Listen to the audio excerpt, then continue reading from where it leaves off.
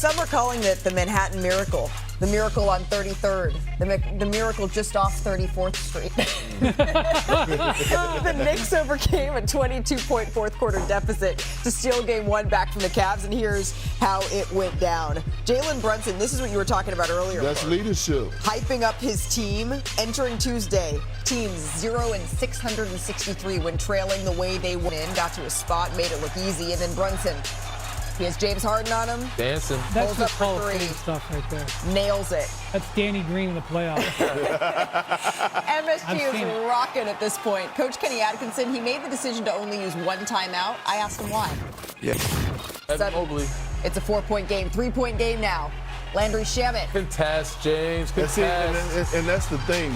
The Knicks spacing is so great that it was. Both teams today, starting with Jalen Brunson.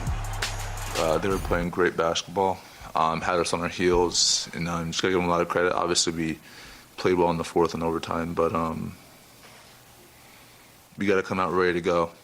I think we did. It was the middle of second and third quarter where we let go of the rope. So that's our biggest takeaway. It's you live between misery and awesomeness, in the playoffs. And this is, of course, misery, but this is probably the fourth miserable game, 4 or 5 miserable games we've had in the playoffs. So it's like, okay, come on, get back on the horse. We go back at it again tomorrow. All right, so it's worth repeating the golden rule of Game 1, which is? Never overreact. Never overreact. I mean never. This feels like there may be an exception to this never, just because the Cavaliers had this in their grasp, and I can completely see. No, there is not an exception to There's never. no exception to the rule. That's what he was just talking about, in all honesty, because he's talking about how they've had a bunch of tough losses in these playoffs so far. And I will point out, the Cavs are 8-7 in the playoffs. This is not a team that has not had some issues. They lost on R.J. Barrett dancing all over the basket in Game 4 in Toronto. The Kawhi bounce. The Kawhi bounce. They were down 2-0 to Detroit last series. They had a chance to close out at home in Game 6, laid an egg in that one. Cleveland has had moments where they've had to gather themselves. Now, this is a little bit more severe case. I'll give you that, Malika. But I think it's a mistake to think that this is over. The Cavs have been a team that have been resilient. Not that it's over. It's just one of those games you could look back at the end of the series and there's say, a lot of people within earshot of this building saying it's over. I'm staring at one of them maybe right now, just off camera. But, Danny, if they're going to come back and win Game 2, and by the way, the Cavaliers, they fell down 0-2 in the last series and came back and won it in similar fashion. You are looking at Donovan Mitchell. I am. This is a different team. This isn't the Detroit Pistons. This isn't the Toronto Raptors. Was Brandon Ingram was hurt. Hey, I'm just going to go to the corner. No, there's some change left. James hit one big basket. Previously, that shot an air ball. The offense was stagnant, and you're getting these type of plays, which are not good. So, Donovan, you got to be the guy that we've seen in Game 7 versus Detroit, attacking the paint. That doesn't mean just score for yourself, but you're setting up Evan Mobley. You're setting up Jared Allen, Max Strus. You can get to the paint better at this point in the game than I think James can. So you got to be the closer, and you got to have that aggressive and that mindset to do so.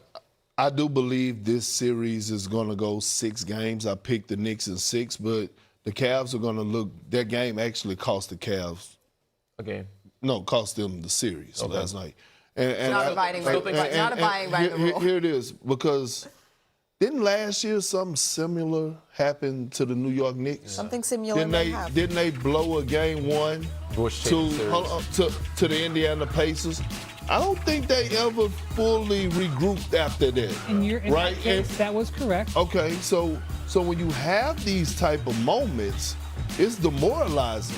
And when I hear Donovan Mitchell speak after the post game, and I'm hearing Kenny, it's like they trying to play these psychological games with themselves. Oh, we just gonna move on. No, ain't no just moving on. You didn't been in these moments. I mean, you tell yourself a lie enough, it becomes the truth, right? And I also was on the other side where we was down, I believe, 24 points in 2008 on the road and came back and we got a game in L.A. So, again, just moments like this, blown opportunities. I think last night was a blown opportunity. It's going to cost the Cavs this series. Well, I asked Jordan Clarkson, who was teammates with Donovan Mitchell when the Jazz blew that 25-point lead to the Clippers, what are you going to get out of Don next game? And he said, a very aggressive Donovan Mitchell. Game 2, Eastern Conference Finals. It's set. The Cavaliers, the Knicks. It's Thursday night at 8 o'clock Eastern on ESPN. You can tip things off with NBA Tip-Off. It's at 7 o'clock. And you can also stream this game on the ESPN app. But let's shift to some news here out of Dallas, because Jason Kidd out as head coach of the Mavericks after 5 seasons in what the team described as a mutual decision. Now, Kidd led the Mavericks to the 2024 finals, but he's missed the playoffs in the last 2 seasons. Earlier today, team president Masai Ujiri, he talked about his decision to move on from Kidd. Take a listen.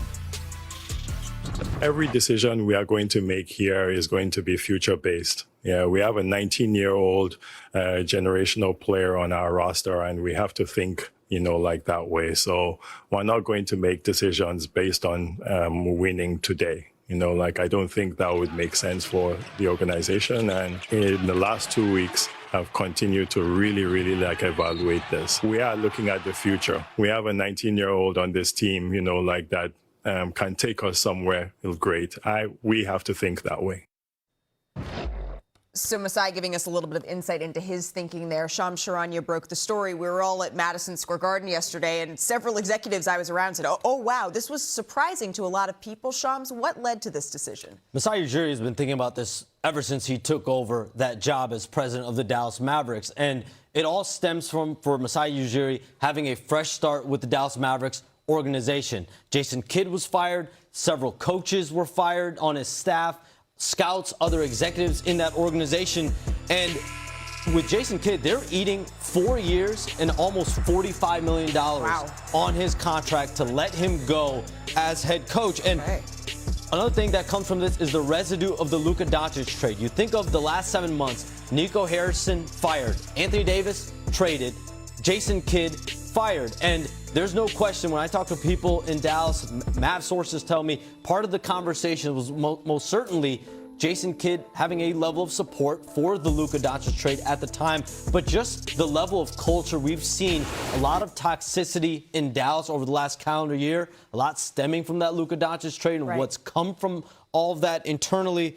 And so now they're turning the page. Cooper Flagg is the face of the franchise. He will no longer have Jason Kidd as his coach. So trying to kind of continue the clean slate here in Dallas. And so the million or maybe multi-million-dollar question here for the Mavericks. Hundreds of millions of dollars is what comes next. Yeah, the biggest question for the Mavericks right now is Kyrie Irving's future. Masai Ujiri was asked about it today and said, we owe it to the organization to see Kyrie Irving and Cooper Flagg on the court. I'll tell you this, Malika, multiple contenders are keeping a very close eye on Kyrie Irving right now. He's got 1 guaranteed year left on his deal, and then he's got a player option, so that does give him some leverage on his future. He's 34 years old. He's a championship player in this league, but he's also got a level of equity in Dallas. We know he's also put a lot of equity into Cooper Flagg and his development this year. So Masai Ujiri has hinted they want to see these two guys, but what's the vision and how much can they show Kyrie Irving that we want you to be a part of this? Absolutely, and Cooper's told me how much he sees Kyrie as a mentor for him in Dallas, so keeping them together would make all the sense in the world, but it's not just sense, it's dollars as well. Also, Malika, for the record, I can smile. It's like, is it that hard to smile? But I can smile. I blame the tape delay, Shams. I appreciate you. Thank you so much. We're in the city of brunch. We'll go together after this. Coming up, we're going to take an exclusive look at how Wemby's visit to the Shaolin Monastery, it helped him build into this unstoppable force. You're not going to miss Ramona Shelburne's story.